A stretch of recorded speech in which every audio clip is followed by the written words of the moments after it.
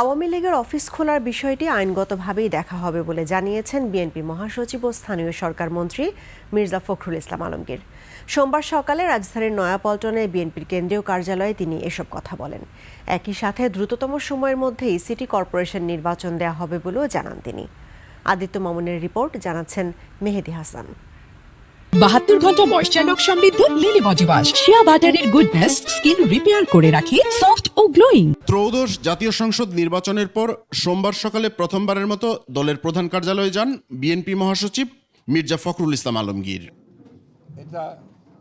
সাংবাদিকদের সঙ্গে আলাপকালে তিনি জানান, নতুন বাংলাদেশের জন্য কাজ করছে সরকার। অল্প সময়ের মধ্যে তারেক রহমানের নেতৃত্বে সুখী সমৃদ্ধ দেশ গঠন করা হবে। বাংলাদেশ জাতীয়তাবাদী দল তার নেতৃত্বে আরও শক্তিশালী হয়ে উঠবে এবং এই সরকার, যে সরকার গঠন করা হয়েছে তার নেতৃত্বে, সেই সরকার সফল হবে বাংলাদেশকে তার ইচ্ছিত লক্ষ্যে নিয়ে যেতে।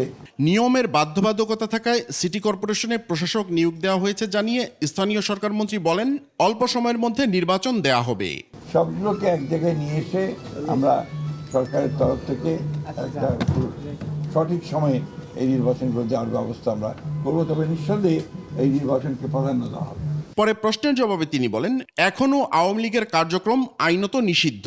তাদের দলীয় কার্যালয় খোলার ঘটনা আইনিভাবে দেখা হবে। আইনগতভাবে বলা আছে যে তাদের কার্যক্রম নিষিদ্ধ, সেইভাবেই এটাকে দেখা হবে। এছাড়া সংরক্ষিত নারী আসনে দলের সাথে সম্পৃক্ত ও সংগ্রামী নারীদের প্রাধান্য দেওয়া হবে বলে জানান ফখরুল ইসলাম আলমগীর। যারা দলের সঙ্গে সম্পৃক্ত আছেন তাদেরকে প্রাধান্য দেওয়া হবে। মেহেদি হাসান, 21 টেলিভিশন, ঢাকা।